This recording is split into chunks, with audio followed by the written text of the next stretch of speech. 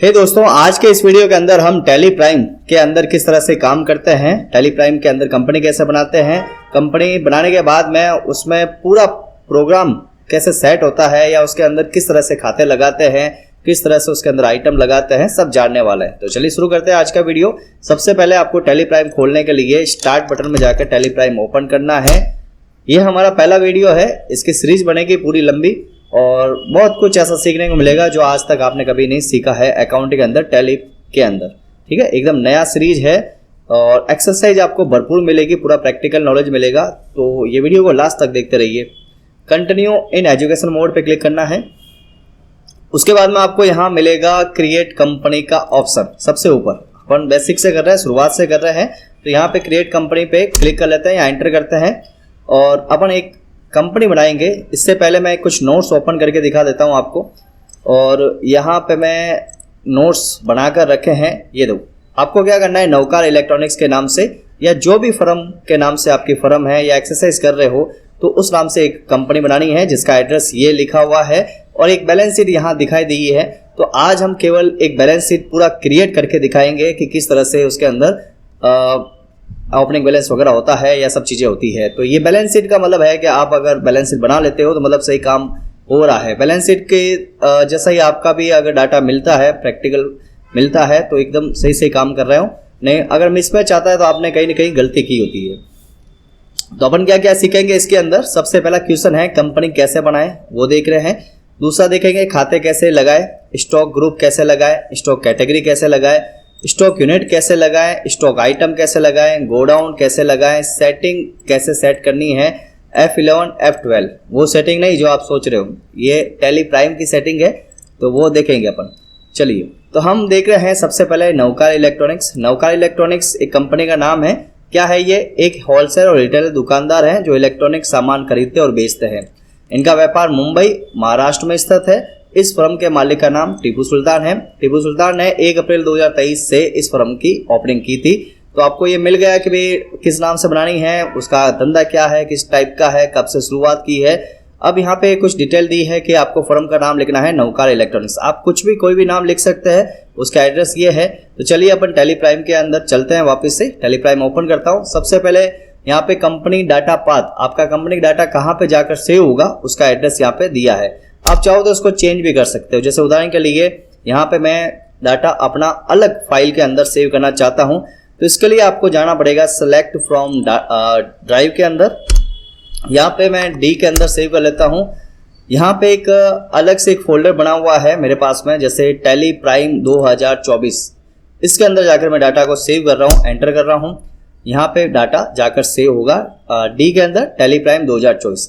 आपको इसके अंदर क्यों सेव करना चाहिए? क्योंकि लोकल डिस्क सी के अंदर डाटा कभी भी सिक्योर नहीं रहता है। कभी भी कंप्यूटर में प्रॉब्लम हुई, कंप्यूटर फॉर्मेट हुआ, तो सबसे पहले सी ड्राइव उड़ेगा।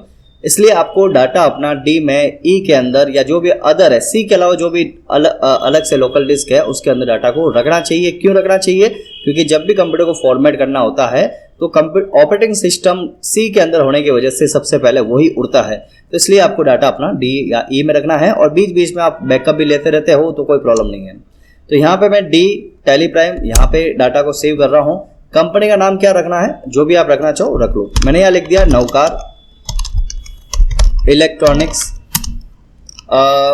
ये मैं पीछे बालोतरा भी लिख लेता हूँ एग्जाम्पल के लिए, या यहाँ पे मैं नवकार इलेक्ट्रॉनिक्स BLT लिख लेता हूँ एग्जाम्पल के लिए, समझाने के लिए बस। ठीक है, BLT मुझे याद रहेगा ये नाम।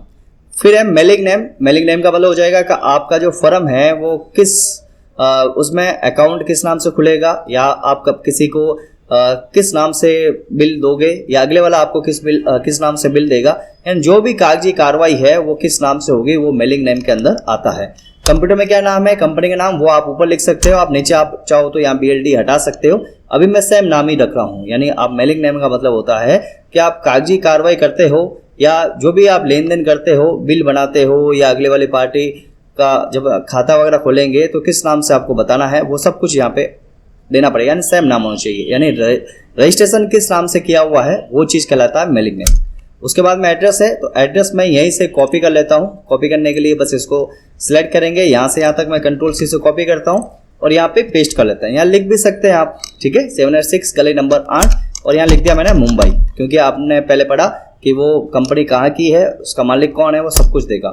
उसके बाद में स्टेट बताया है, मुंबई का आया हुआ है, महाराष्ट्र में। इंडिया लिख दिया, पिन कोड नंबर लिख दिया 400001।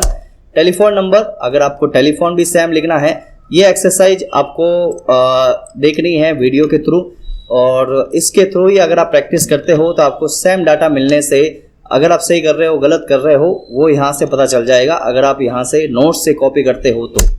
उसके बाद मोबाइल नंबर है, तो मोबाइल नंबर मैंने यहाँ से टाइप कर लिया। ईमेल एड्रेस लिखनी है, तो ईमेल एड्रेस लिख दिया, जैसे नौकार इलेक्ट्रॉनिक्स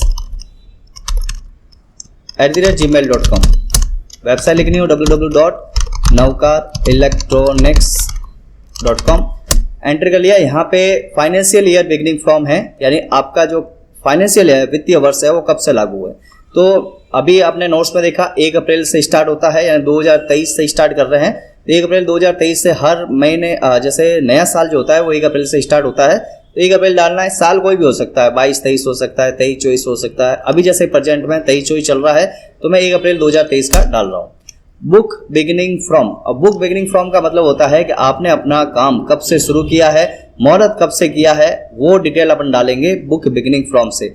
मैं अभी सेमी डेट ले रहा हूँ, क्यों ले रहा हूँ, क्योंकि मुझे 12 महीने मिल जाएंगे। अगर आप इसके बाद में कोई डेट लोगे 1 अप्रैल के बाद की, तो आपको उतने टाइम कम मिलेगा, यानी उस डेट के अंदर आप बिल नहीं काट सकते। कहने का मतलब है कि अगर आप 1 अप्रैल से स्टार्ट करते हो तो आपको पूरे 12 महीने मिलेंगे, यानी 1 अप्रैल से तो शुरू हुआ और 31 मार्च 2024 को ये खत्म होगा, तो 12 महीने पूरे मिलेंगे। अगर आप बीच में डेट लगाते हो, बाई चांस मैंने ले लिया जैसे जून, 1 जून को मैंने मान लो काम स्टार्ट किया, तो आपके पास में अप्रैल का महीना नहीं है, मई का महीना नहीं है, 2 महीने कट हो जाएंगे, 10 महीने आपको मिलेंगे काम करने के लिए, ठीक है। लेकिन फिर भी आप, अभी मैं एग्जांपल के लिए एजुकेशन पर्पज से ये वीडियो बना रहा हूं, तो उसमें पूरे 12 महीना यूज कर रहा हूं, 1 अप्रैल 2023। उसके बाद में यहाँ पे एनेबल एडिट लॉग, अभी इसको छोड़ दो, जैसा है वैसे रखो। सिक्योरिटी का अलग से मैं आपको ऑप्शन बताऊंगा, सभी चीज़ें, टेलीबल पासवर्ड क्या होता है या सिक्योरिटी क्या होती है, वो चीज़ें मैं अलग से समझा दूंगा। लेकिन basic control user access company data, इसको मैं एक बार यस करके सेव कर लेता हूँ, नाम दे देता हूँ, ठीक है, सिंपल सा। अभी आगे और समझेंगे अपन सिक्योरिटी के लेवल, टेलीबल पासवर्ड क्या होता है या यूजर सिक्योरिटी क्या होती है, वो सब समझेंगे। अभी के लिए मैं एक छोटा सा यूजर नेम दे देता हूँ TS के नाम से, पासवर्ड दे देता हूँ 123। कंफर्म करना पड़ेगा। आपको एक वार्निंग मिलेगी यहाँ पे, जो ये कहेगी कि अगर आप अपना पासवर्ड भूल जाते हो तो डाटा आपका रिकवर कभी नहीं होगा। Forgetting your password will render your data inaccessible, ठीक है, डाटा कभी भी नहीं मिलेगा अगर आप पासवर्ड भूल जाते हो। उसका ध्यान रखना है कि पासवर्ड आपको याद रहे, किसी और को याद ना रहे। शॉर्ट एंड स्वीट अच्छी पासवर्ड देना है, और थोड़ा सा टफ होना चाहिए, जो आपके अलावा किसी को पता ना हो। Enable Tally audit features skip करते हैं, अभी जैसा है वैसे रखो, नो रखना है। यहाँ पे बेस्ट करेंसी सिंबल रुपए रखना है, फॉर्मल नेम INR होता है। यहाँ पे अगर आप अमाउंट के आगे रुपए का सिंबल लगाना चाहते हो तो यस रखना है, और नहीं रखना चाहते हो तो नो रखना है, ठीक है, जैसा है एज इट इज वैसे रखो। ये चीज़ें अपन आगे जब समझेंगे ना, तो ये चीज़ें बारीकी से वापस से मैं रिपीट करूंगा, तब आपको अच्छी तरह समझ में आ जाएगा कि ये सफिक्स सिंबल, सफिक्स का मतलब होता है उपसर्ग, मतलब अमाउंट लिखा होता है उसके आगे रखना है रुपए का सिंबल, तो यस कर लो, और पीछे रखना है तो नो रखो, ठीक है। एंटर कर लो, एंटर करके इसको सेव कर लेते हैं। सिंपल सा प्रोसेस था। पहले के वीडियो के अंदर भी मैंने टैली ERP9 के अंदर कंपनी कैसे बनाते हैं वो चीज़ समझाई हुई है, आप वहां जाकर भी वो वीडियो देख सकते हैं। अभी यूजर नेम दिया था मैंने TS 123 पासवर्ड दिया था, एंटर करके ओपन कर लेता हूं, और यहाँ पे आपको कुछ सेटिंग के ऑप्शन आएंगे। अभी आप यहाँ ऐसा करो, यहाँ पे GST नंबर डाल देना है, ठीक है। तो यहाँ पे आप टैक्सेशन में आना है, enable goods and service tax यानी GST, इसको यस कर लेते हैं। एंटर करेंगे, आपका स्टेट कौन सा है, रेगुलर डालेंगे इसमें। ये रेगुलर कंपोजिशन क्या क्या चीज़ें होती है वो सब आगे अपन और डिटेल से देखेंगे। अभी के लिए केवल आप ये समझो कि यहाँ पे जो इन्फॉर्मेशन मैं डाल रहा हूँ आपको भी वैसे ही डालनी है, ठीक है, डिटेल में समझेगा अपन। अब यहाँ पे GST UN नंबर है, तो मैं GST नंबर डाल देता हूँ यहाँ से। GST नंबर नीचे यहाँ से मैं कॉपी कर लेता हूँ Ctrl+C से, और यहाँ पे पेस्ट कर लेता हूँ। मंथली रखना है, और बाकी नो कर लेता हूँ मैं। एंटर करके इसको सेव कर लेते हैं। इतना काम करने के बाद में Ctrl+A से इसको सेव कर लेंगे सेटिंग को, सेटिंग बंद हो जाएगी और यहाँ पे आप पहुँच जाओगे, ठीक है। तो आपने पहला स्टेप पार कर लिया है। पहला स्टेप क्या था, पहला स्टेप था कि कंपनी को कैसे बनाना है, नई कंपनी कैसे क्रिएट करनी है, वो चीज़ देखिए। अब अपन देखते हैं कि खाते कैसे लगाना है। खातों के लिए मैंने नीचे बहुत सारी एक्सरसाइज दी है, आप इसको करते करते आपको कम से कम 2-3 घंटे लगने वाले हैं। तो ये खाते कैसे लगाना वो 1 और 2 मैं खाते लगा के दिखा दूंगा।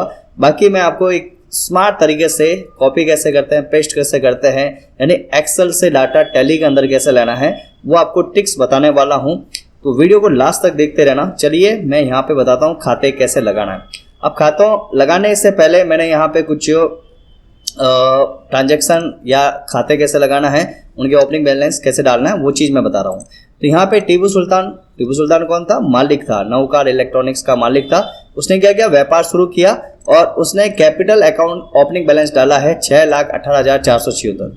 अपन ये समझ रहे हैं कि पहले से ही कंपनी चल रही थी और उसका जो ओपनिंग बैलेंस है, अभी जो भी खाते लगाएंगे उसमें सब केवल ओपनिंग बैलेंस डालकर देखेंगे कि उसमें किसका कितना कितना ओपनिंग बैलेंस है। यानी अपन कोई ट्रांजेक्शन नहीं करेंगे, अपन खाते लगाएंगे और उनका ओपनिंग बैलेंस डालेंगे।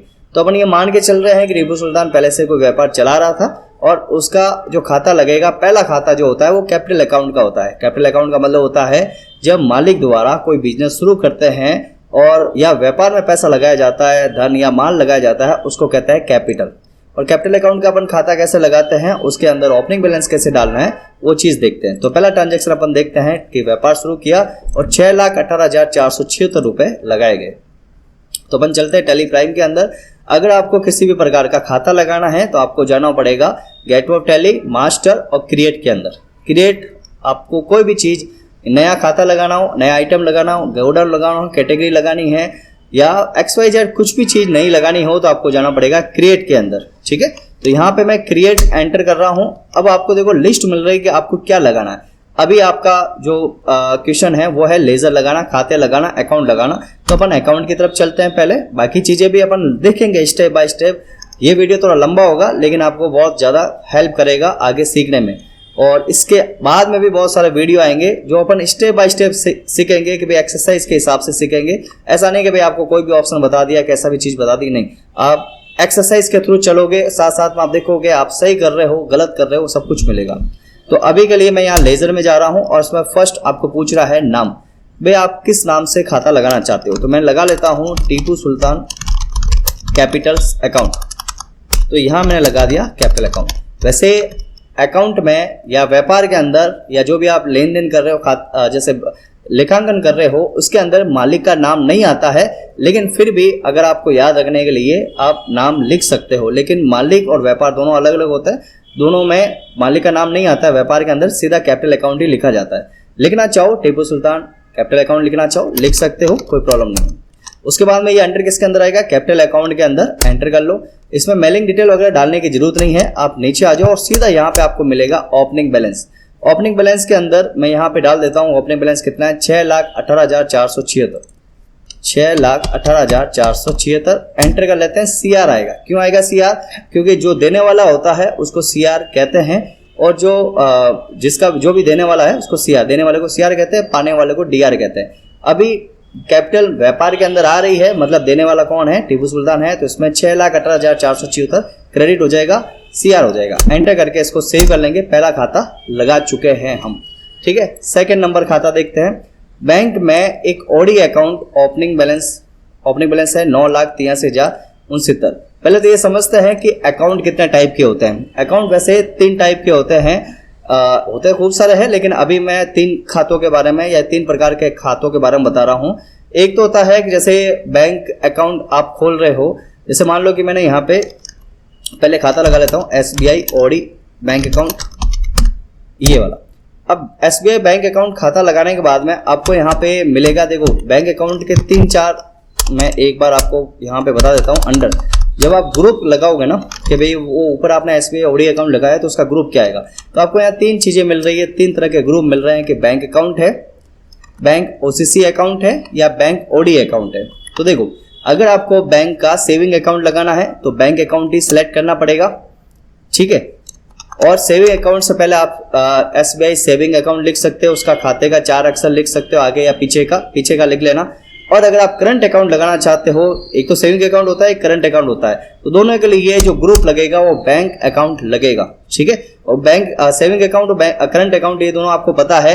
करंट अकाउंट जो बिजनेस के लिए है उसके लिए खुला जाता है, और सेविंग अकाउंट होता है पर्सनल खाता खुलता है बचत करने के लिए।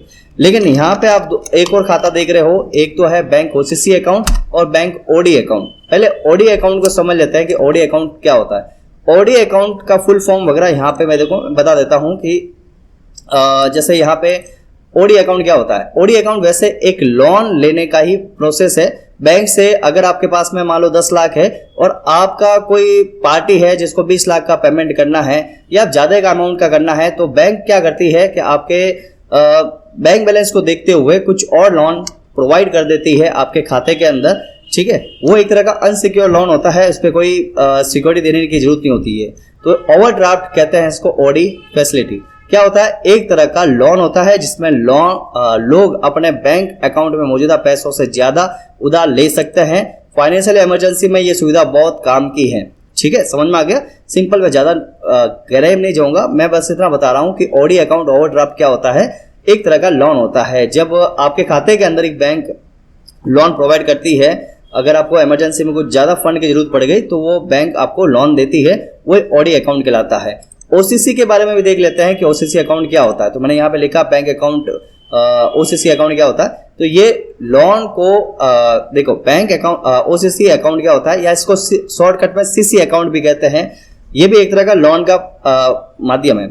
लेकिन इसके लिए देखो, सीसी अकाउंट लेना है तो इसके लिए आपको कुछ ना कुछ देना पड़ेगा। सिक्योर लोन होता है, आपको या तो कोई बॉन्ड देना पड़ेगा, कुछ मान लो स्टॉक बताना पड़ेगा, या कोई जमीन के कागज बताना पड़ेंगे, धंधे का कुछ बताना पड़ेगा, कुछ भी। तो यहाँ पे देख लेते हैं, लोन को हम वही वर्किंग कैपिटल के रूप में काम में ले सकते हैं। यह बैंकों द्वारा स्टॉक, रॉ मटेरियल, तैयार माल, भूमि, भवन, मशीनरी देनदार के खिलाफ इनका मूल्यांकन करने के बाद दिया जाता है।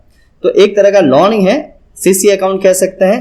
और इसके लिए तो सिक्योर लोन कहलाता है ये, और ये अनसिक्योर लोन कहलाता है ओडी अकाउंट। ये आपकी पेड के हिसाब से दी जाता है। तो अभी के लिए एसबीआई ओडी अकाउंट समझ रहे हैं। तो आपने समझा बैंक अकाउंट कौन कौन से होते हैं। एक तो है बैंक अकाउंट, एक तो बैंक अकाउंट फर्स्ट वाला, ये आप देख सकते हैं बैंक अकाउंट, जिसके अंदर 2 खाते लगा सकते हैं, सेविंग अकाउंट लगा सकते हैं, करंट अकाउंट लगा सकते हैं। लेकिन ओसीसी और ओडी अकाउंट दोनों क्या है, एक तरह के लोन है, एक तरह के लोन है। एक सिक्योर लोन है, एक अनसिक्योर लोन है। एक में आपको सिक्योरिटी देनी पड़ेगी, एक में आपकी जो आपकी जैसे पेट है ना, पेट कहता है ना, जैसे आपकी कितनी मार्केट के अंदर वैल्यू है उसके आधार पे आपको लोन दिया जाता है। तो वो किस में कहलाएगा, ओडी अकाउंट में। और सीसी अकाउंट में आपको कुछ ना कुछ सिक्योरिटी देनी पड़ेगी। तो अभी के लिए मैं ओडी अकाउंट में चला जाता हूँ, उसका लिमिट वगैरह जो भी है वो डाल देना। अभी मैं केवल इतना ही कर रहा हूँ कि खाते का नाम लिख रहा हूँ, उसका ग्रुप डाल रहा हूँ, और उसका ओपनिंग बैलेंस कितना है वो डाल रहा हूँ, ठीक है।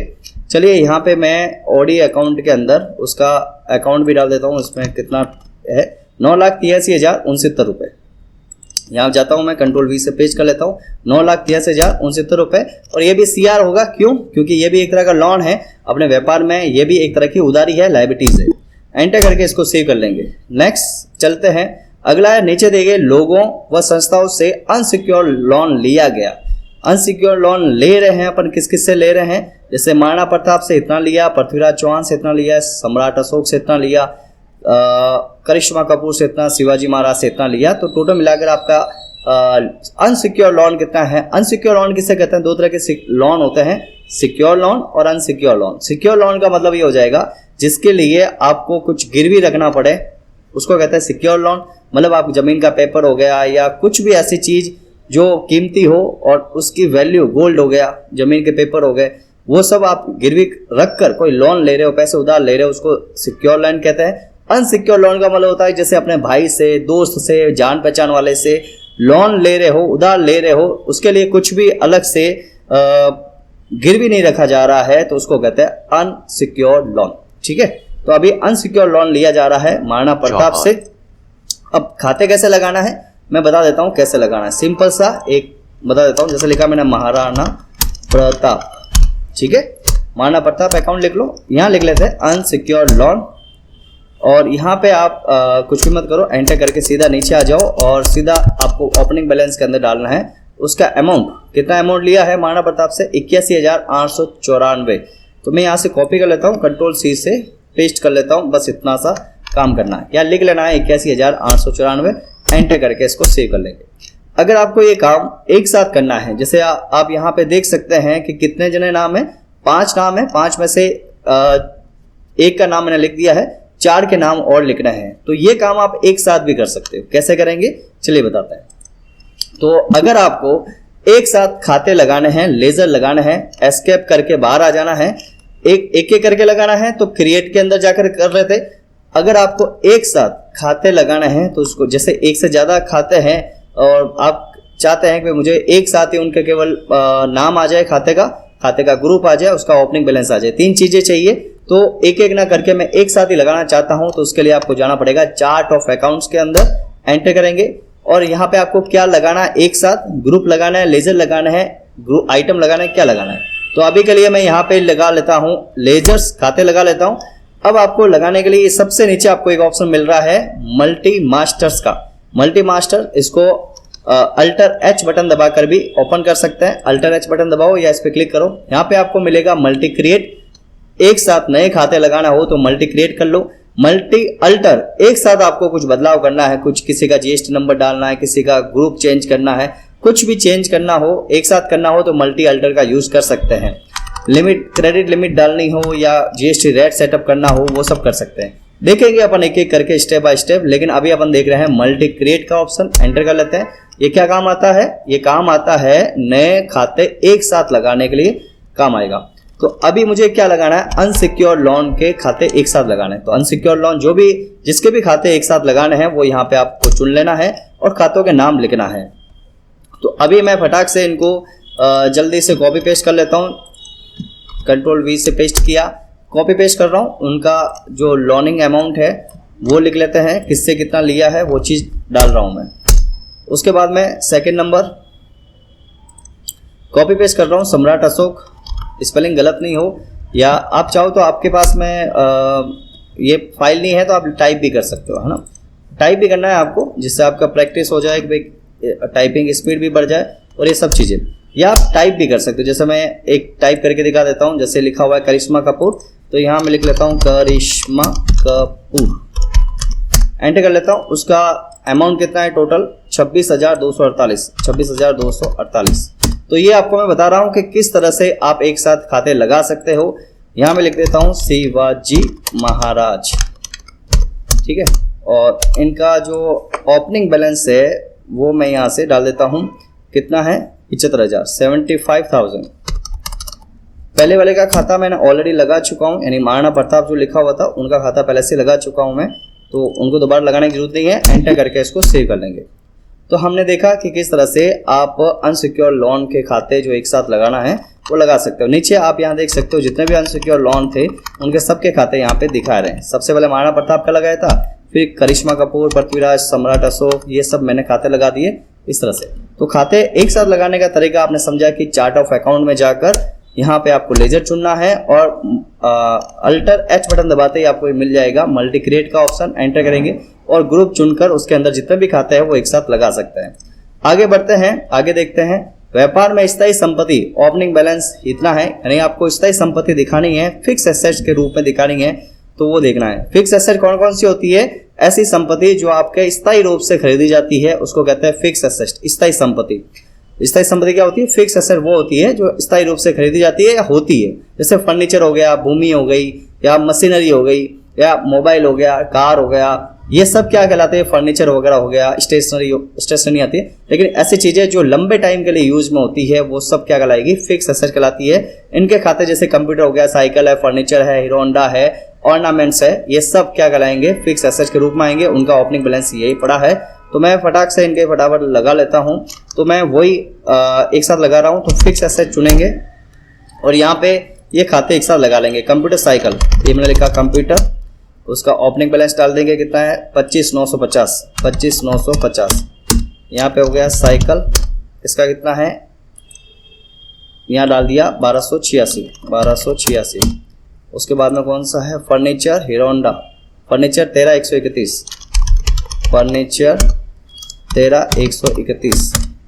उसके बाद में क्या है, हीरो होंडा 48,623, हीरो होंडा 623। उसके बाद में है ऑर्नामेंट्स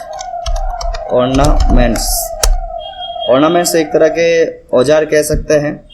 185,664 ये सब DR कहलाएंगे क्योंकि आपके पास में संपत्ति है। एंटर करेंगे और सेव कर लेंगे। तो ये इस तरह से मैंने संपत्ति के खाते एक साथ लगा लिए हैं। आगे बढ़ते हैं। अगला है टीपू सुल्तान ने अलग अलग इन्वेस्टमेंट किया। इन्वेस्टमेंट तो आप जानते ही हो, जिसमें आपका पैसा कहीं पर लगता है। शेयर मार्केट हो गया, म्यूचुअल फंड्स हो गया, FD के अंदर हो गया, तो वो सब क्या कहलाएगा, पोस्ट ऑफिस के अंदर हो गया, वो सब इन्वेस्टमेंट कहलाएगा। तो कहाँ कहाँ पे कितना इन्वेस्टमेंट है वो सब यहाँ पे है। तो इसको भी मैं एक बार जल्दी से लगा लेता हूँ। आगे आपके लिए ऐसी ट्रिक्स होंगी जो आप इतने सारे खाते हैं जो एक साथ लगा रहे हो, इनको आप 1 सेकंड के अंदर, मुश्किल से 1-2 मिनट के अंदर फटाक से कॉपी पेस्ट करके भी लगा सकते हो। वो तरीका बताऊंगा, लेकिन अभी थोड़ा सा लॉन्ग मेथड से अपन देख लेते हैं क्या चीज़ें हैं। Alt+H करके मल्टी क्रिएट कर लेते हैं। अगला जो ऑप्शन है अपने पास में इन्वेस्टमेंट का, तो इन्वेस्टमेंट के खाते भी एक साथ लगा लेते हैं। क्या करेंगे, इन्वेस्टमेंट लगाएंगे, इन्वेस्टमेंट लेजर का क्या क्या है इनके वो सब लगा लेते हैं। चलो इन्वेस्टमेंट में है सबसे पहले पोस्ट ऑफिस 26,000 रुपये। यहाँ लिख दिया मैंने, पोस्ट ऑफिस में कोई खाता वगैरह खुला हुआ है तो उसका लिख दिया 26,000 रुपये एक साथ। उसके बाद में दूसरा क्या है खाते के अंदर, म्यूचुअल फंड्स 1 लाख रुपये, म्यूचुअल फंड्स 1 लाख रुपये। उसके बाद में अगला है BC 16,500। उसके बाद में क्या है, तेजदान चरण, ये भी 16,500। उसके बाद में क्या है, RD जैनब 16,500। अगला है बस इतना ही है, तो 5 है टोटल। एंटर करके इसको भी सेव कर लेंगे। चलो आगे बढ़ते हैं। आगे क्या लिखा हुआ है, टीपू सुल्तान ने अलग अलग जगहों पर डिपॉजिट करवाए। ये डिपॉजिट का भी लिख लेंगे। डिपॉजिट एसेट्स के अंदर, यानी कोई RKSL से मान्यता ली हुई है तो वहाँ पे डिपॉजिट एसेट्स का मतलब होता है कि अगर आपने किसी भी चीज़ को करने के लिए या उसकी रॉयल्टी लेने के लिए या कुछ किराया लेने के लिए जाते हैं कुछ दुकान वगैरह, तो उसके लिए पहले डिपॉजिट करवाना पड़ता है, सिक्योरिटी जमा करानी पड़ता है। उसी के लिए वो ओपनिंग बैलेंस के रूप में बताया जा रहा है कि ये टीपू सुल्तान ने जब अपना काम स्टार्ट किया तो कुछ डिपॉजिट भी करवाए थे RKSL वगैरह में। अब क्या है क्या नहीं है, पर अपन खाते के रूप में अपन डिपॉजिट करना सीख रहे हैं कि डिपॉजिट का खाता कैसे लगाते हैं, ये सब देख रहे हैं। चलो मैं यहाँ पे Alt+H बटन दबाकर क्रिएट खाते में लगा लेता हूँ डिपॉजिट एसेट्स के रूप में। और यहाँ पे फर्स्ट खाता है RKCL 5,000 रुपये, RKCL 5,000 रुपये। उसके बाद में अगला है हैदर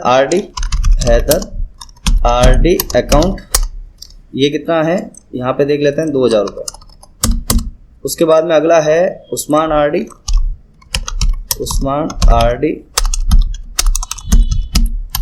अकाउंट, और ये कितना है, ये है उस्मान 16,500। उसके बाद में है बंधन बैंक अकाउंट, और इसके अंदर कितना किया है, 1,08,768, 8,768। उसके बाद में अगला है गोकुल भाई, तो मैं लिख लेता हूँ गोकुल भाई का कितना है, 25,000 रुपये मैंने डाल दिए। उसके बाद में अगला है शेरू भाई, ये कितना है, 1,015। तो इस तरह से 6 खाते मैंने एक साथ यहाँ पे लगा लिए हैं और इसको सेव कर लेता हूँ एंटर करके। Ctrl+A भी सेव करने का शॉर्टकट होता है, ये इस तरह से। अगला है बैंक और कैश में बैलेंस डाला है, ये इतना। तो बैंक का खाता कैसे लगाते हैं, एक साथ लगा रहा हूँ मैं बैंक और कैश का। कैश के अंदर ओपनिंग बैलेंस डालना है, कैश का खाता ऑलरेडी लगा होता है। जब टैली प्राइम के अंदर काम करते हैं तो इसके अंदर 2 खाते ऑलरेडी लगे होते हैं, एक तो होता है प्रॉफिट एंड लॉस का और एक होता है कैश का खाता। तो अपन यहाँ चुन लेते हैं Alt+H बटन दबाकर बैंक अकाउंट। कौन से, SBI बैंक अकाउंट। देखो वो पहले वाला OD अकाउंट अलग है, वो है लोन का खाता, और ये है SBI करंट अकाउंट कह सकते हैं, करंट अकाउंट, ठीक है। और इसके अंदर कितना पैसा डाला गया है, 88,765 रुपये। उसके बाद में अगला क्या है, पीएनबी बैंक के अंदर पीएनबी बैंक अकाउंट। अब ये सेविंग हो सकता है, करंट अकाउंट हो सकता है, यहाँ पर नहीं लिखा हुआ तो मैं यही लिख रहा हूँ। 19,974 रुपये, 19,974 रुपये बराबर है 88,765 सही है। Yes bank 2434, yes bank account 2434 ये मैंने डाल दिया, ठीक है, ये डाल दिया 2434। अब मैं अकाउंट ये बैंक अकाउंट को तो सेव कर लेता हूँ। अब देखते हैं अपन कि भाई कैश का खाता नहीं लगाना है, अब उसके अंदर कुछ चेंजेस करना है। तो अगर आपको किसी भी खाते के अंदर किसी भी प्रकार का बदलाव करना है तो आपको जाना पड़ेगा अल्टर के अंदर, एंटर करेंगे और लेजर के अंदर जिस भी खाते के अंदर बदलाव करना है तो उसके लिए अल्टर चुनेंगे और कैश का खाता चुन लेंगे, एंटर करेंगे और सबसे नीचे आ जाएंगे, ओपनिंग बैलेंस डाल देंगे। ओपनिंग बैलेंस कितना डाला हुआ है देख लेते हैं, 1,56,548। तो यहाँ से मैं डाल लेता हूँ 1,56,548, ठीक है। एक बार और चेक कर लेते हैं, 1,56,548 एंटर करके सेव कर लेते हैं, बराबर है। इस तरह से आपने देखा कि किसी खाते के अंदर बदलाव करना है तो आपको जाना पड़ेगा अल्टर के अंदर और उसमें किसी भी खाते के अंदर बदलाव कर सकते हैं, कोई भी चेंजेस कर सकते हैं। मान लो कंप्यूटर लिखा हुआ है, कंप्यूटर अकाउंट करना है या फर्नीचर अकाउंट करना है, कुछ भी करना है तो यहाँ पे आप इस तरह से चेंजेस कर सकते हैं। ये इस तरह से कंट्रोल ए करके सेव कर लो, ये सेव हो गया ये इस तरह से। तो कभी किसी भी खाते के अंदर बदलाव करना है दोबारा से तो अल्टर में जाना है, नया खाता लगाना है क्रिएट के अंदर जाना है और एक साथ खाते लगाना है तो चार्ट ऑफ अकाउंट के अंदर जाना है। इस तरह से आपने देखा कि यहाँ तक अपन पहुँच गए हैं। अब मेन मुद्दा अपना आता है कि आप एक साथ ही खाते कैसे कॉपी कर सकते हैं, एक साथ लगा सकते हैं। वो चीज़ समझाने के लिए मैं यहाँ पे देख रहा हूँ, पहले पार्टी जिनसे माल खरीदा गया उनका ओपनिंग बैलेंस कितना, ओपनिंग बैलेंस है 59,37,849 रुपये। और कितनी पार्टियां हैं एक साथ देखो, 6, 7, 8, 9, 10, 11, 15 पार्टियां हैं, ठीक है। ये तो हो गया जिससे माल खरीद रहे हैं, तो 15 पार्टियों से माल खरीदा जा रहा है, उसका ग्रुप। जिस पार्टियों से अपन माल खरीदते हैं उनको कहते हैं सन्ड्री क्रेडिटर। क्या कहते हैं? Sundry creditor. और जिनको माल बेचते हैं उनको सन्ड्री डेब्टर कहते हैं। दो चीजें आपको जरूर याद रखनी चाहिए कि जिस पार्टियों से अपन माल खरीद रहे हैं उनको सन्ड्री क्रेडिटर कहते हैं और जिन पार्टियों को माल बेचा जाता है उनको सन्ड्री डेब्टर कहते हैं। तो यहाँ पे जो जरूरी चीजें हैं, मतलब खाते का नाम क्या है, ग्रुप क्या है, उनका ओपनिंग बैलेंस कितना है, वो किस एड्रेस क्या है, उसका जीएसटी नंबर क्या है और सीआर है या डीआर है वो बताया गया है। तो ये तो पार्टियां हैं, 15 पार्टियां जिनसे अपन माल खरीदेंगे। और ग्राहक जिनको माल बेचा गया है उनका ये चीज यहाँ पे लेजर लिखे हुए हैं। तो जिनको माल बेचा गया उनकी पार्टियों के नाम यहाँ पे लिखा हुआ है। देखो यहाँ पे लिखा हुआ है ग्राहक जिनको माल बेचा गया उनका ओपनिंग बैलेंस क्या क्या है वो चीज अपन डाल रहे हैं। खाते का नाम, ग्रुप का नाम, opening balance, address, GST number, CR, DR ये लिखा हुआ है। तो इसके अंदर जिसको माल बेचा जा रहा है वो खाते हैं टोटल 37 के आसपास, 37 खाते हैं एक साथ। अब लगाते लगाते बहुत ज़्यादा टाइम हो जाएगा, वीडियो भी बहुत लंबा हो जाएगा। तो आज के इस वीडियो के अंदर मैं आपको बता रहा हूं कि आप अगर एक्सेल के अंदर ये सभी काम किया हुआ है, जैसे मेरे पास में सन्ड्री क्रेडिटर के लिए अलग से एक लिस्ट बनी हुई है और आपको किस तरह से खाते अपने एक्सेल के अंदर लगाने हैं वो यहाँ पे देख सकते हैं। सीरियल नंबर का एक अलग कॉलम बना लेना है, खाते का नाम, लेजर नेम लिख देना है, ग्रुप नेम, ओपनिंग बैलेंस डाल देना है, address, GST number, CR, DR, state, country और टाइप, ये सब चीजें डालनी है। जैसे आपने सन्ड्री क्रेडिटर के अंदर डाला वैसे सन्ड्री डेब्टर के अंदर भी डाल देना है। अगर आपको चाहिए कि भाई एक साथ ही अपने एक्सेल का डाटा टैली प्राइम के अंदर इंपोर्ट करना, तो ये चीज मैं आपको अभी बता रहा हूं कैसे करते हैं। खाते लगाना आपने सीख लिया है, खाते में बदलाव कैसे करना वो भी सीख लिया है और एक साथ खाते कैसे लगाना वो भी देख लिया। अब आप सीखने जा रहे हैं कि अगर आपके पास में पहले से ही एक्सेल के अंदर कुछ खातों की लिस्ट बनी हुई है, क्योंकि टैली के अंदर एक एक खाता लगाना या एक साथ लगाने में थोड़ी सी दिक्कत होती है, एक एक चीज लगाने में दिक्कत होती है, लेकिन एक्सेल के अंदर ये डाटा एंट्री के अंदर बहुत जल्दी से काम कर सकते हैं। तो अगर आपके पास में पहले से ही कोई एक्सेल के अंदर इस तरह से डाटा सेट किया हुआ है, ये देख लीजिए एक एक्सेल फाइल है, इसके अंदर क्या किस तरह से हेडिंग लिखी हुई है वो सब देख लीजिए, serial number, ledger, group name, opening balance ये सब लिखा हुआ है। तो इस तरह से आपको एक फाइल बनाकर रख लेनी है, आपको अपने अपने नाम इस तरह से जो भी खातों के नाम है वो लिख लेने हैं। अब मैं आपको बताने जा रहा हूं कि किस तरह से आप टैली प्राइम के अंदर अपने खातों को इंपोर्ट करोगे। तो सबसे पहले यहाँ पे आपको ऑप्शन दिख रहा है इंपोर्ट का, उस पर क्लिक करेंगे और मैनेज ऑप्शन आपको दिख रहा होगा, मैनेज ऑप्शन में जाना है, एंटर करेंगे और यहाँ मिलेगा आपको मैपिंग टेम्पलेट्स, एंटर करेंगे। अब आपको दो चीजें मिल रही है, वैसे 3-4 मिल रही है, लेकिन क्रिएट ऑप्शन है। अब मैं नया खाता, नई जैसे ले रहा हूँ, फर्स्ट टाइम कर रहा हूँ तो क्रिएट करना है। अगर आपने पहले से यूज किया हुआ है तो अल्टर यूज कर लेना है। तो मैं फर्स्ट टाइम कर रहा हूँ तो क्रिएट ऑप्शन पे क्लिक कर रहा हूँ मैं। आपको यहाँ पे नीचे कुछ भी ऑप्शन नहीं मिलेगा या कुछ और नए ऑप्शन मिलेंगे। इसकी जगह आपको लेना है सेलेक्ट फ्रॉम ड्राइव।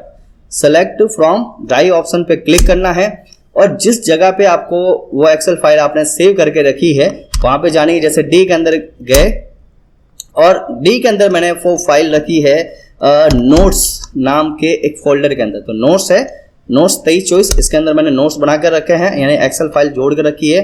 और इसके अंदर मैंने फाइल बनी है अकाउंट्स फाइनल नोट्स 2024 के नाम से।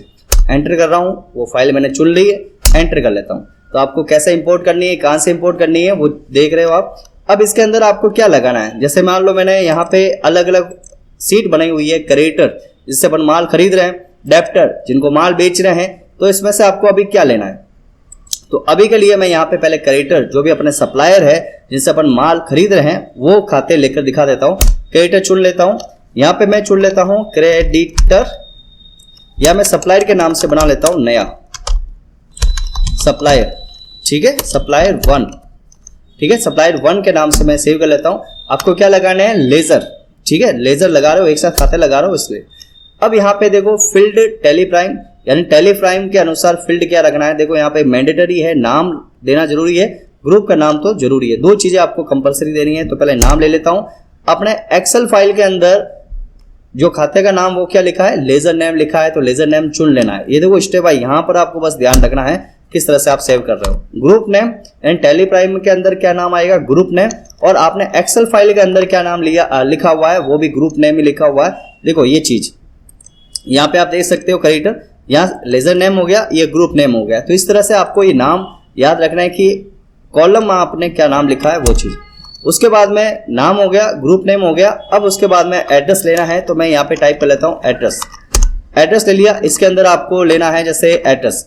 यहाँ पर भी देखते जाना है कि आपने जो एक्सेल फाइल बनाई है उसके अंदर क्या क्या यूज किया है। तो एड्रेस ले लिया, उसके बाद में मैंने ओपनिंग बैलेंस लेना है, तो ओपनिंग बैलेंस जल्दी से ले लेता हूँ, लेजर ओपनिंग बैलेंस, यहाँ से ओपनिंग बैलेंस ले लिया। उसके बाद में जीएसटी नंबर लेना है, तो जीएसटी नंबर ले लेते हैं, जीएसटी रजिस्ट्रेशन नंबर यहाँ पे ले लिया, जीएसटी नंबर। उसके बाद में आगे क्या है, जीएसटी नंबर के बाद में सीआरडीआर, हाँ सीआरडीआर ले लेते हैं, मतलब हो गया टाइप, ठीक है, या टाइप कर लो या जीएसटी टैक्स, चलो मैं यहाँ पे ले लेता हूँ जीएसटी टैक्सेबिलिटी टाइप। ये टाइप वाला सबसे लास्ट में आ रहा है, ये डाल देंगे, ठीक है। उसके बाद में स्टेट लेना चाहो स्टेट चुन लो, स्टेट के अंदर स्टेट चुन लेना है। उसके बाद में कंट्री चुनना चाहो कंट्री चुन लिया, इसमें भी अंदर कंट्री चुन लेना है। हाँ, तो यहाँ पे आपको लेना है लेजर ओपनिंग बैलेंस सीआरडीआर, तो यहाँ पे एंटर करेंगे और यहाँ पे वो डाटा यानी वो सीआर है या डीआर है वो चुन लेना है। तो अभी तक मैंने ये सब डाटा यहाँ से चुन लिया है, आप देख लेते हैं। जैसे लेजर नाम आ गया, ग्रुप नेम आ गया, opening balance, address, GST number, CR DR, state, type, country, सब कुछ आ गया, ठीक है, टाइप भी आ गया, ठीक है। तो ये सब आने के बाद में अपन करते हैं वापस से ये सीआरडीआर चुन लेते हैं, इसमें एंटर कर लेते हैं। अब मेरी लिस्ट खत्म हो गई है, यानी जो हेडिंग उसके अंदर थी वो हेडिंग यहाँ पे आपको बतानी पड़ेगी। एंटर करेंगे और सेव कर लेंगे। जैसे मैंने यहाँ पे ये मैनेज किया है क्रेडिटर के लिए, सप्लायर के लिए, वैसे ही आपको करना है डेब्टर्स के लिए, ठीक है। इंपोर्ट के अंदर जाते हैं। अब एक साथ ही खाते, देखो मैं आपको बता देता हूँ, अभी मेरे पास में कोई भी खाते नहीं लगे हुए हैं।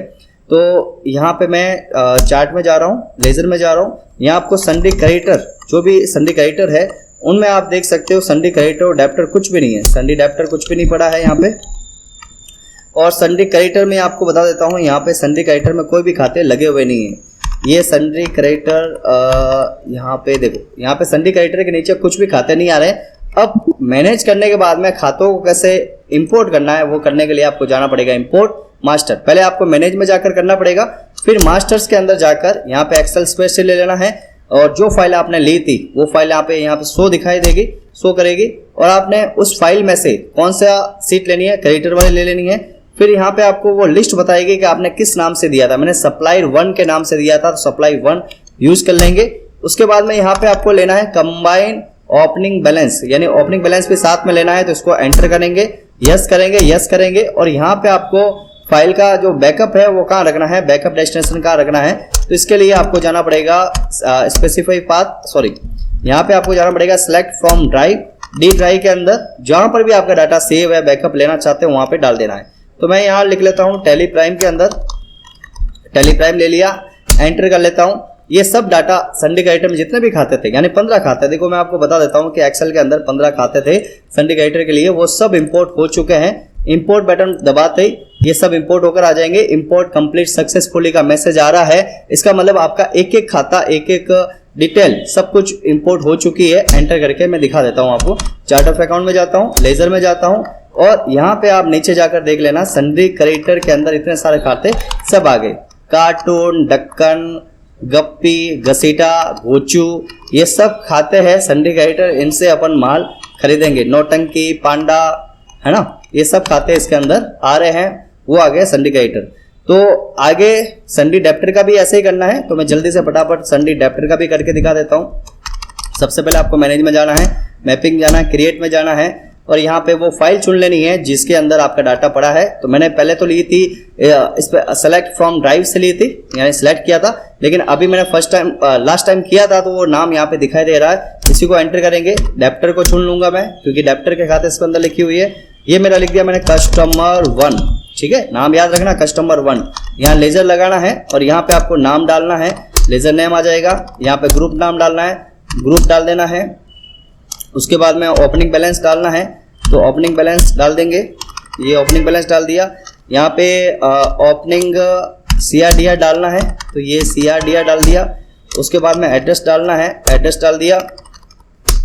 उसके बाद में कंट्री डालना है, तो कंट्री डाल दो। जो भी इसके अंदर लिस्ट में नाम है, ऊपर नीचे कोई भी डाल सकते हैं, ऐसा कुछ नहीं है।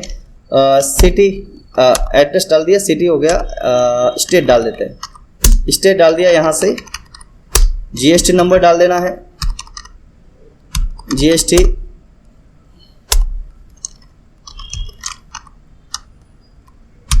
GST रजिस्ट्रेशन टाइप ये डाल दिया, GST ये रहा, ठीक है। और एक टाइप डाल देते हैं GST